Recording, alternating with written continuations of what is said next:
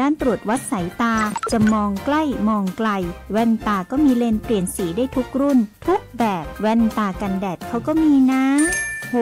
งั้นดีเลยเธอต้องรีบพาฉันไปแล้วล่ะ The World Opticon รับปรึกษาปัญหาด้านสายตาตรวจวัดสายตาด้วยระบบคอมพิวเตอร์ที่ทันสมัยจำหน่ายแว่นตานาฬิกาทุกชนิดและคอนแทคเลนส์ทุกรุ่นหรือจะซ่อมก็มีช่างผู้ชำนาญงานละเอียดทุกขั้นตอนไปได้เลยที่ The World Opticon ถนนภูเก็ตมุมแยกกาดน้ำทองที่จอดรถสะดวกสบายโทร 0546279722เสริมสร้างศักยภาพให้ธุรกิจของคุณด้วยการแปรรูปสินค้าเกษตรสู่ฟิวเจอร์ฟู้ดติดอาวุธทางปัญญาให้พร้อมแข่งขันในตลาดยุคใหม่เรียนรู้ดูงานและต่อยอดกับผู้เชี่ยวชาญมืออาชีพกับโครงการลานนาฟิวเจอร์ฟู้ดสมัครง่ายๆผ่านแบบฟอร์มออนไลน์เพจ Facebook สำนักงานอุตสาหกรรมจังหวัดพะเยาสำนักงานอุตสาหกรรมจังหวัดเชียงรายสำนักงานอุตสาหกรรมจังหวัดแพร่และสำนักงานอุตสาหกรรมจังหวัดน่านหรือโทร 0843632216 สมัครฟรีรับจำนวนจำกัดเสริมศักยภาพวันนี้เพื่อความได้เปรียบในวันพรุ่งนี้ลานนาฟิวเจอร์ฟู้ดโอกาสดีๆที่คุณไม่ควรพลาดเกษตรกรเจ้าสวนยางครับขึ้นทะเบียนเกษตรกรแล้วหรือยังถ้า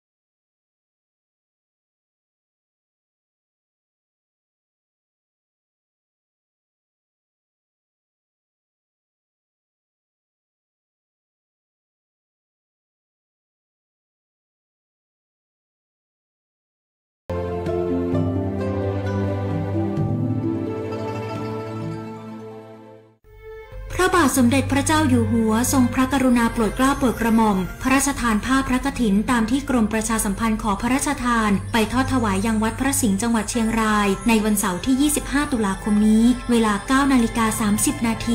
ขอเชิญพุทธศาสนิกชนร่วมงานทอดกฐินพระราชทานและร่วมทำบุญเพื่อถวายเป็นพระราชกุศลได้ที่บัญชีกฐินกรมประชาสัมพันธ์ธนาคารกรุงไทยเลขที่ 068 0060 154วิทยุแห่งประเทศไทยจังหวัดแพร่ 91 เมกะเฮิรตซ์ให้ความรู้คู่ความสุขที่นี่สถานีวิทยุกระจายเสียงแห่งประเทศไทยจังหวัดแพร่ส่งกระจายเสียงด้วยระบบ FM สเตอริโอมัลติเพล็กซ์ความถี่ 91 เมกะเฮิรตซ์จากนี้ไปติดตามรับฟังรายการบ่ายนี้ที่ 91 ทุกวันจันทร์ถึงวันศุกร์เวลา 13 นาฬิกาถึง 14 นาฬิกาช่วงทันสถานการณ์น้ำกับชลประทานฝ่ายแม่ยมโดยโครงการส่งน้ำและบำรุงรักษาแม่ยมจังหวัดแพร่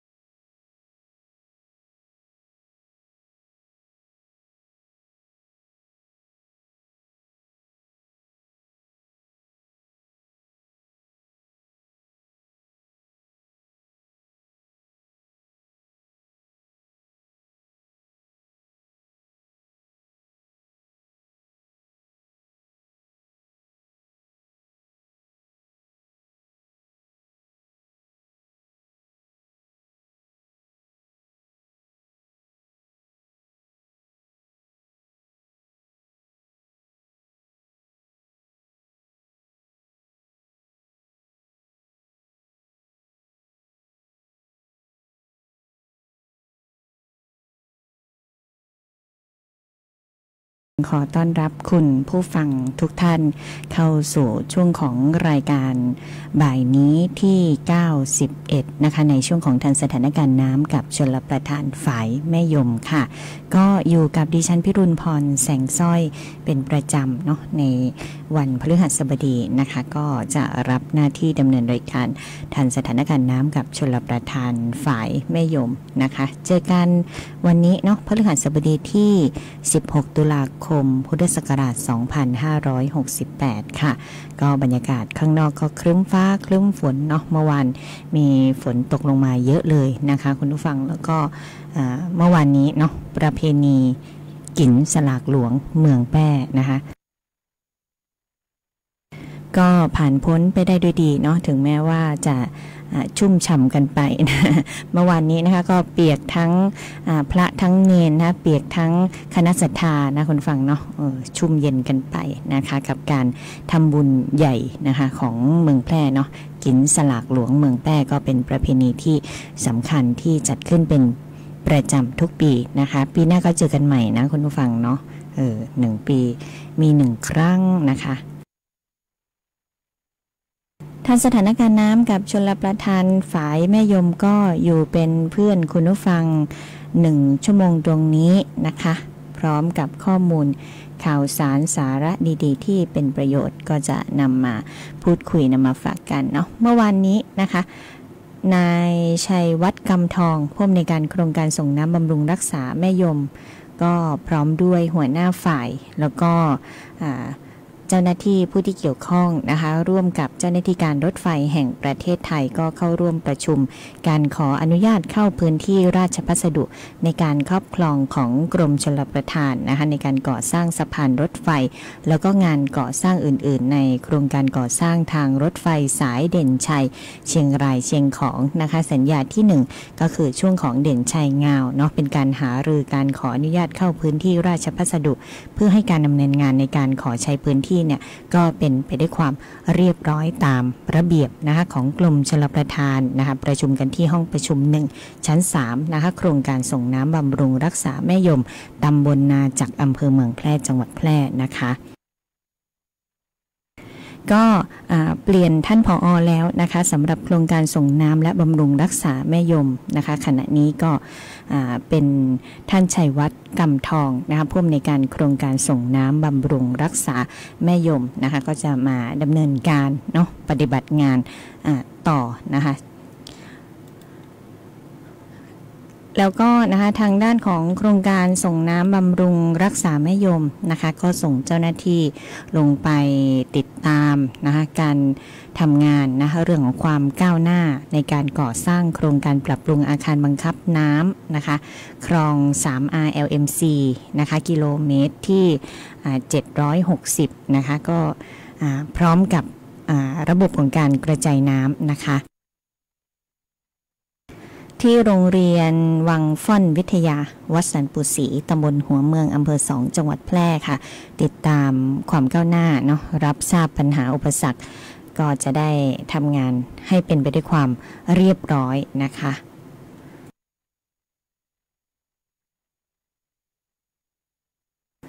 ส่วนกิจกรรมอื่นๆนะคะก็มีต่อเนื่องตลอดทั้งสัปดาห์นะคะสำหรับโครงการส่งน้ำบำรุงรักษาแม่ยมเนาะเพราะอยู่ในช่วงของปลายฝนแล้วนะคะก็จะได้สอดคล้องกับเรื่องของการบริหารน้ำนะคะในการป้องกันภัยพิบัติแล้วก็การบริหารจัดการน้ำให้เป็นระบบการพัฒนาเทคโนโลยีนะคะในการเพิ่มประสิทธิภาพในการทำงานก็จะให้สอดคล้องกับสถานการณ์ควบคู่ไปกับการเก็บกักสำรองน้ำไว้ใช้ในช่วงฤดูฝนได้อย่างเพียงพอนะคะแล้วก็เราก็มีปริมาณน้ำต้นทุนอยู่ด้วยนะคะสนับสนุนการใช้น้ำในทุกกิจกรรมแล้วก็ลำดับความสำคัญด้วยค่ะก็ไปฟังผลงานเพลงเพราะๆกันสักครู่หนึ่งนะคะแล้วก็เดี๋ยวช่วงหน้าก็มีข้อมูลข่าวสารประชาสัมพันธ์ให้ทุกท่านได้รับทราบค่ะ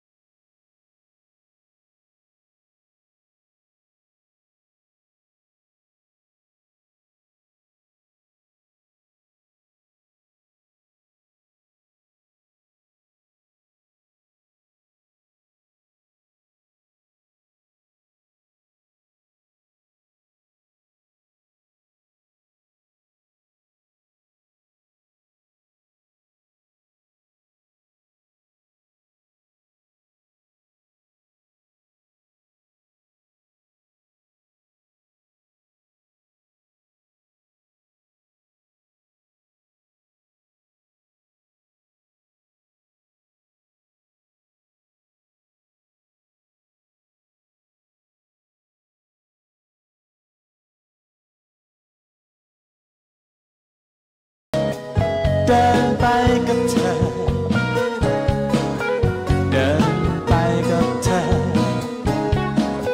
เดินไปกับเธอ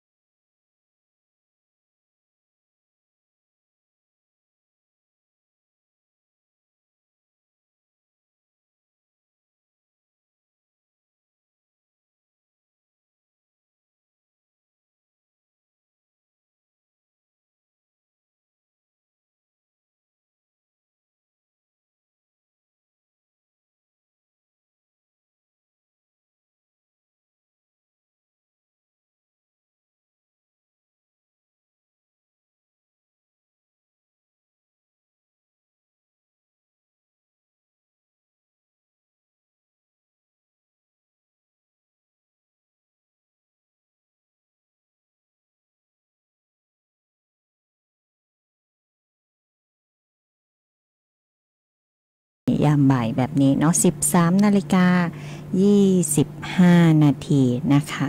ก็เวลาเนาะผ่านไปอย่างรวดเร็วเนาะอย่างเดือนนี้ก็ตุลาคมก็เดือนที่10แล้วนะคะ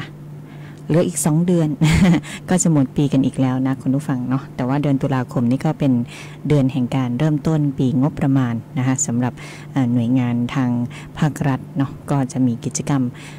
นโยบายการทำงานต่างๆของแต่ละหน่วยงานก็จะดำเนินการอย่างต่อเนื่องนะคะสำหรับสถานการณ์นะคะของน้ำนะคะสถานการณ์แม่น้ำยมก็ช่วงของปลายฝนนี้นะคะก็กลับมาสู่สถานการณ์ปกตินะคะ ปริมาณน้ำที่สถานีบ้านห้วยสัก Y20 นะคะก็เป็นปกตินะคุณฟังประกอบกับว่าก็ยังคงมีฝนตกในบางพื้นที่อยู่นะคะก็ขอให้ประชาชนเนี่ยได้ติดตามข้อมูลข่าวสารจากทางราชการที่เชื่อถือได้นะคะสถานการณ์น้ำที่ฝายแม่ยมนะคะตอนนี้ก็สถานการณ์น้ำปกตินะคุณผู้ฟังเพียงพอต่อความต้องการในการใช้น้ำในการอุปโภคบริโภคแล้วก็การจัดสรรน้ำในการประปาให้กับการประปาส่วนภูมิภาคสาขาร้องกวางนะคะการเตรียมสำรองน้ำเพื่อการอุปโภคบริโภคนะคะรักษาระบบนิเวศนะคะแล้วก็สำรองน้ำในช่วงปลายฤดูฝนก็จะช่วยให้การปลูกพืชกิจกรรมการใช้น้ำนะเป็นไปอย่างต่อเนื่องพร้อมทั้งเก็บกักน้ำหน้าฝายนะคะในปริมาณที่เพียงพอนะคะคุณผู้ฟังแล้วก็การให้ความช่วยเหลือนะคะการเตรียมความพร้อมของโครงการส่งน้ำบำรุงรักษาแม่ยมนะคะก็มีการร่วมประชุมกับคณะกรรมการขับเคลื่อนงานด้านการเกษตรระดับจังหวัดนะคะการขับเคลื่อนนโยบายของรัฐบาลนะโครงการสำคัญของกระทรวงเกษตรและสหกรณ์ในระดับจังหวัดแพร่แล้วก็การพิจารณาการจัดกิจกรรมในงานมหกรรมของดีเมืองแพร่งานกาชาดประจำปี 2568 นะคะแล้วก็กิจกรรมซักซ้อมทำความเข้าใจเกี่ยวกับการจ้างลูกจ้างชั่วคราวมอบแนวทางหลักการการปฏิบัติงานตามกรอบระยะเวลาให้เป็นไปตามระเบียบแล้วก็ถือเป็นแนวปฏิบัติต่อไปนะคะที่ห้องประชุม1ชั้น3โครงการส่งน้ำบำรุงรักษาแม่ยมตำบลนาจักอำเภอเมืองแพร่จังหวัดแพร่นะคะด้านนายชัยวัฒน์กำทองผู้อำนวยการโครงการส่งน้ำบำรุงรักษาแม่ยมก็ทำการสักการะสิ่งศักดิ์สิทธิ์ภายในสำนักงานโครงการส่งน้ำบำรุงรักษาแม่ยมนะคะศาลตายายเนาะเนื่องในโอกาสที่ท่านก็ได้ย้ายมาดำรงตำแหน่งผู้อำนวยการโครงการส่งน้ำและบำรุงรักษาแม่ยมนะในโอกาสนี้ก็ได้รับการต้อนรับนะคะจากเจ้าหน้าที่ของสำนักงานชลประทานที่4จังหวัดกำแพงเพชรก็ร่วมสักการะสิ่งศักดิ์สิทธิ์ด้วยนะคะจังหวัดแพร่ของเรานะเจ้าหน้าที่ก็ให้การต้อนรับนะคะเจ้านายคนใหม่นะคะผู้อำนวยการโครงการส่งน้ำบำรุงรักษาแม่ยมนะคะแล้วก็มีการประชุมเนาะการดำเนินงานต่างๆนะคะแล้วก็ต่อเนื่องไปเนาะกิจกรรมอะไรนะคะที่ได้ทำไว้นะคะก็จะมีการดำเนินงานประชุมกันอย่างต่อเนื่องค่ะโครงการส่งน้ำบำรุงรักษาแม่ยมนะคะก็ประชาสัมพันธ์การรับรู้นะคะถึงสถานการณ์น้ำสถานการณ์ฝนนะคะก็อยากจะให้เฝ้าระวังติดตามสถานการณ์ฝนตกหนักถึงหนักมากบริเวณภาคเหนือ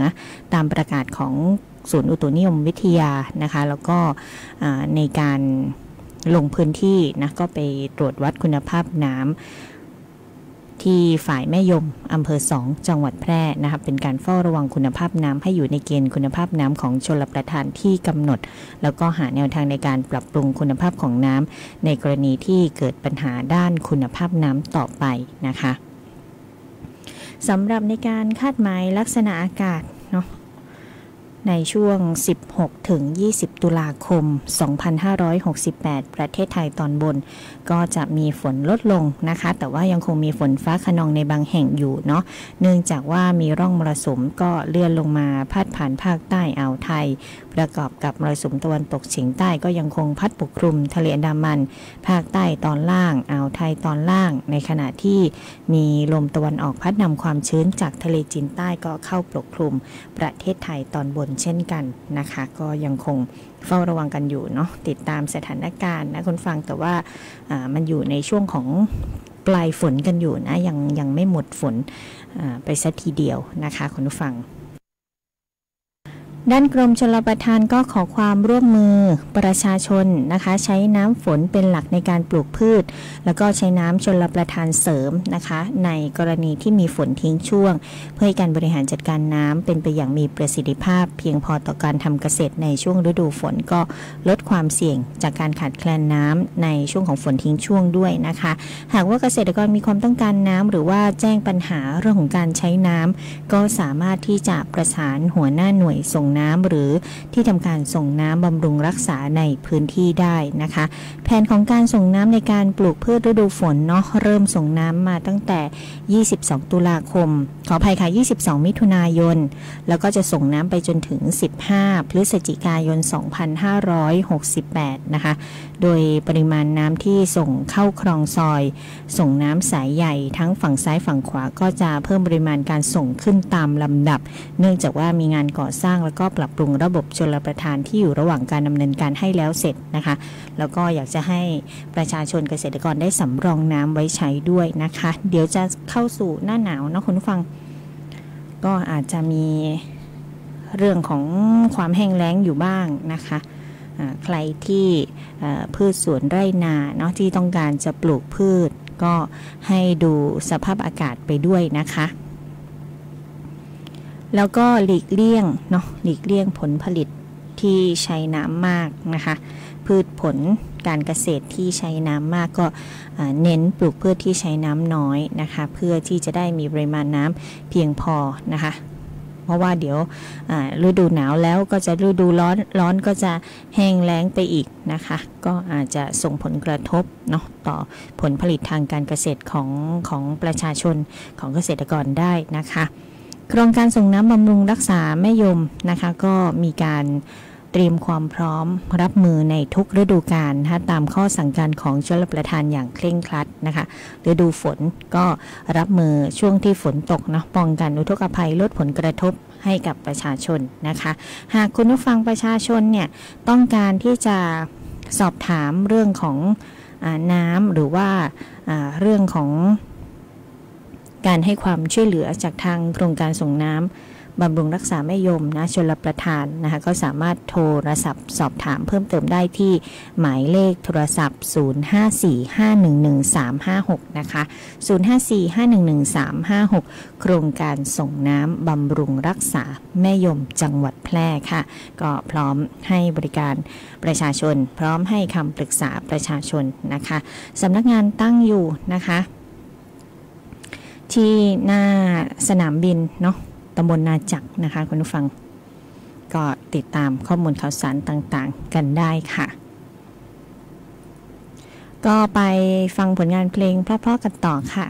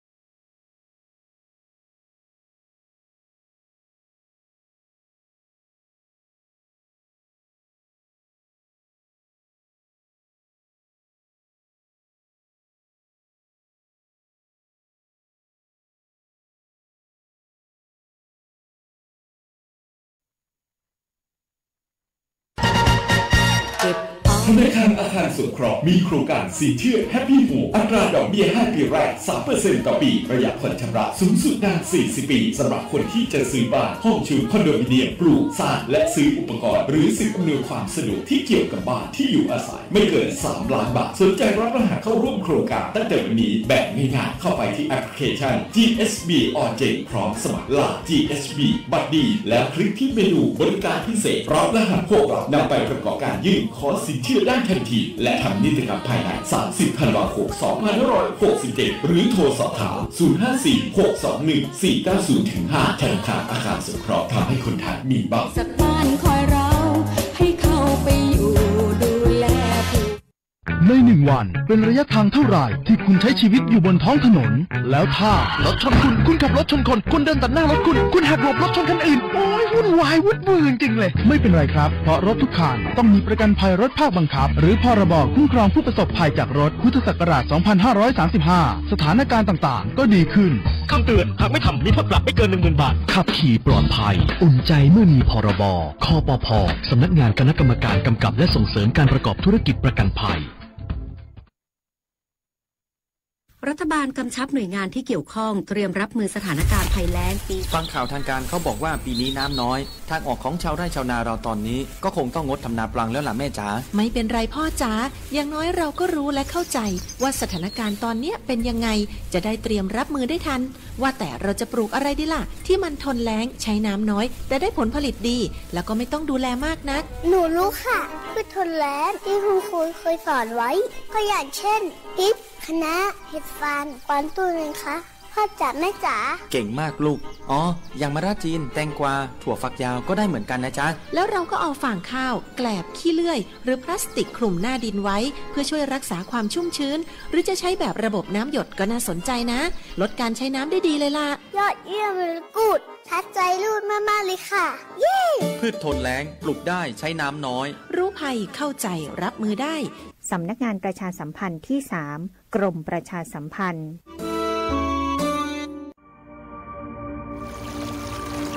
ศูนย์บริหารจัดการน้ำจังหวัดแพร่มีหน้าที่ในการบริหารจัดการน้ำในจังหวัดแพร่โดยมีเป้าหมายเพื่อให้มีแหล่งน้ำใช้อย่างเพียงพอสำหรับการดำรงชีวิตและการพัฒนาและเพื่อให้เกิดการใช้น้ำอย่างมีประสิทธิภาพและเป็นธรรมรวมถึงการอนุรักษ์แหล่งน้ำและการแก้ไขปัญหาน้ำท่วมศูนย์บริหารจัดการน้ำจังหวัดแพร่เข้าใจเข้าถึงพัฒนาเพื่อประชาชนติดต่อศูนย์บริหารจัดการน้ำจังหวัดแพร่โทร054-532-900หรือองค์การบริหารส่วนจังหวัดแพร่โทร054-532-485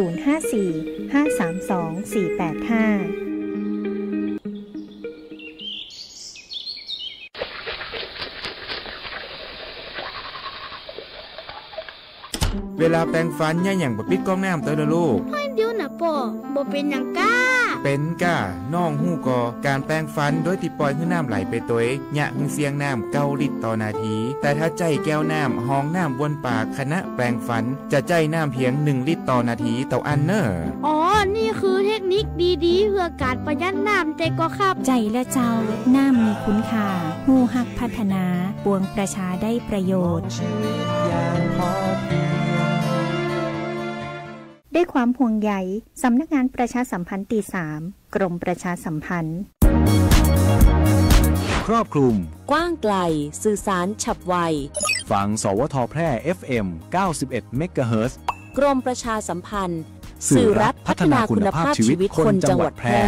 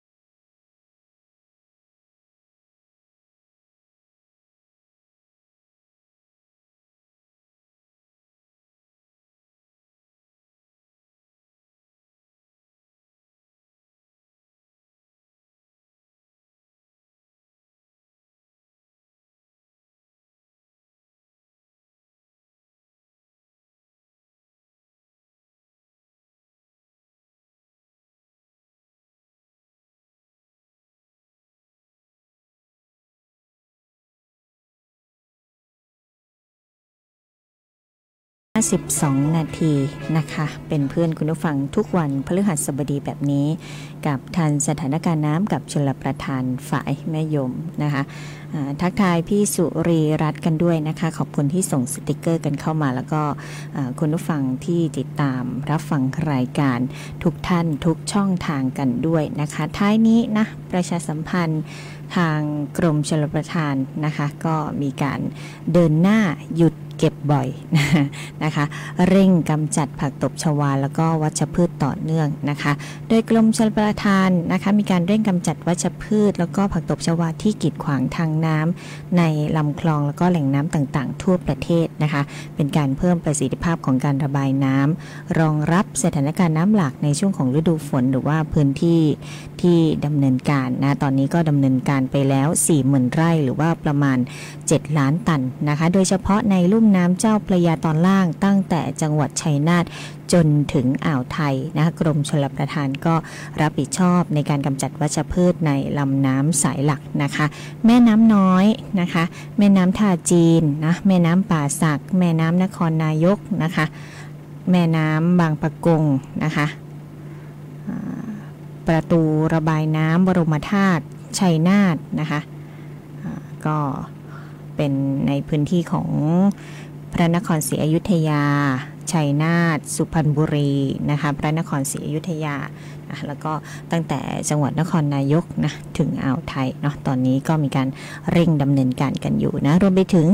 น้ำชลประทานทั้งหมดที่อยู่ในเขตความรับผิดชอบด้วยนะคะปัจจุบันก็ยังคงมีผักตบชวานะคะจากพื้นที่ตอนบนนะคุณผู้ฟังไหลลงไปตามกระแสน้ำก็ไปเติมเข้าสู่พื้นที่ภาคกลางนะเจ้าหน้าที่ชลประทานก็เร่งดำเนินการจัดเก็บอย่างต่อเนื่องนะคะภายใต้แนวทางในการกำจัดวัชพืชโดยการหยุดเก็บบ่อยนะหยุดก็คือการหยุดการแพร่การกระจายของผักตบชวานะคะทางน้ำนะคะให้ดูแลในพื้นที่นะคะทั้งภายในภายนอกนะคะก็คือ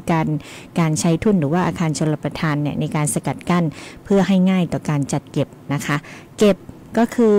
การเก็บใหญ่นะคะโดยใช้เครื่องจักรเครื่องมือแล้วก็วัชพืชนะที่สะสมหนาแน่นในคลองนะก็จะใช้แบ็คโฮลงไปนะคะจัดเก็บตลอดแนวคลองที่มีผักตบชวาแล้วก็บ่อยก็คือการใช้นวัตกรรมขนาดเล็กนะมีเรือนะคะเรือนวัตกรรมขนาดเล็กที่กรมชลประทานได้ประดิษฐ์ขึ้นมาก็จะเอามาเก็บนะคะในส่วนย่อยอย่างสม่ำเสมอนะคะหากว่าคุณผู้ฟังประชาชนพบเห็นผักตบชวาหรือว่าวัชพืชที่กีดขวางทางน้ำก็สามารถแจ้งได้ที่สำนักงานชลประทานนะคะแล้วก็โครงการชลประทานใกล้บ้านนะโทรศัพท์หมายเลข1460นะคะสายด่วน1460นะคุณผู้ฟังชลประทานบริการประชาชนเพื่อให้เจ้าหน้าที่เข้าไปดำเนินการแก้ไขโดยเร็วนะคะก็ผักตบชวานะคุณฟังมีการแพร่อย่างรวดเร็วนะคะก็จะต้องมีการเก็บเนาะเพราะว่าเดี๋ยวถ้าสะสมเยอะเกินไปก็จะกีดขวางทางน้ำนะคะทำให้น้ำไม่สะอาดด้วยนะคะแต่ดอกผักตบชวาเนี่ยสวยนะคุณฟังเนาะออกสีฟ้าม่วงนะคะคุณฟังถ้าพื้นที่ไหนนะคะที่มันมีมากเกินไปเนาะประชาชนในพื้นที่อาจจะช่วยกันขุดลอกคูคลองนะคะก็เป็นการช่วยนะคะในการระบายน้ำได้อีกทางหนึ่งนะคะหรือถ้ามันลึกเกินไปน้ำใหญ่ไปนะคะแม่น้ำนะกว้างขวางเนาะอาจจะเป็นอันตรายนะคะในการเก็บก็อาจจะต้องแจ้งนะคะสายด่วนกรมชลประทาน1460นะคะเพื่อดำเนินการกำจัดวัชพืชแล้วก็สิ่งกีดขวางทางน้ำค่ะคุณผู้ฟังเป็นข้อมูลที่นำเอามาประชาสัมพันธ์ให้รับทราบรับฟังนะคะสำหรับในวันนี้ต้องขอบพระคุณแฟนรายการทุกท่านทุกคนเนาะที่ให้เกียรติติดตามรับฟังข้อมูลข่าวสารนะคะกลับมาพบเจอกันได้ใหม่นะในพฤหัสบดีหน้าวันนี้ลาไปก่อนโชคดีมีความสุขทุกท่านสวัสดีค่ะ